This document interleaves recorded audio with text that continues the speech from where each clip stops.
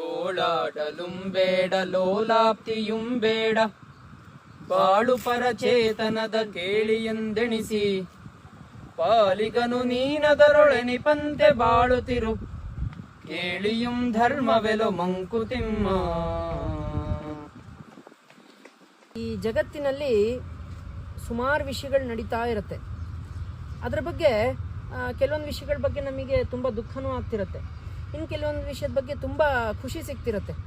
ಹಾಗಂತ ದುಃಖ ಆಗ್ತಿದ್ದಾಗ ಈ ಜಗತ್ತೇ ಸರಿ ಇಲ್ಲ ಅಂತ ಸಿಕ್ಕಾಪಟ್ಟೆ ಗೋಳಾಡೋದು, ಅಥವಾ ಈ ಜಗತ್ತು ಖುಷಿಯಾದಾಗ ಈ ಜಗತ್ತು ತುಂಬ ಚೆನ್ನಾಗಿದೆ ಅಂತ ಸಿಕ್ಕಾಪಟ್ಟೆ ಇದ್ರ ಬಗ್ಗೆ ಆಸಕ್ತಿ ಇಟ್ಕೊಳ್ಳೋದು, ಇದು ಯಾವುದು ಮಾಡೋಕ್ಕೆ ಹೋಗಬಾರ್ದು ಅಂತ ಗುಂಡಪ್ಪನವ್ರು ಹೇಳ್ತಾ ಇದ್ದಾರೆ.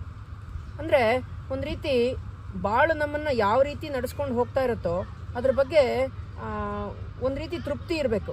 ಅದು ಹೇಗೆ ನಡೀತಾ ಇರುತ್ತೋ ಹಾಗೇ ನಡ್ಕೊಂಡು ಹೋಗ್ತಾ ಇರಬೇಕು ಅನ್ನೋದನ್ನು ಹೇಳ್ತಾ ಇದ್ದಾರೆ. ಈ ರೀತಿ ಇದ್ದಾಗ ಈ ಜಗತ್ತಿನ ಒಂದು ನಾಟಕದಲ್ಲಿ ನಮ್ದು ಒಂದು ಸಣ್ಣ ಪಾತ್ರ, ಈ ಪಾತ್ರವನ್ನು ನಾವು ನಿರ್ವಹಿಸಿದ್ರೆ ಸಾಕು, ಇದೇ ನಮ್ಮ ಜೀವನದ ಧರ್ಮ ಆಗಬೇಕು ಅನ್ನೋದನ್ನು ಗುಂಡಪ್ಪನವ್ರು ಹೇಳ್ತಾ ಇದ್ದಾರೆ.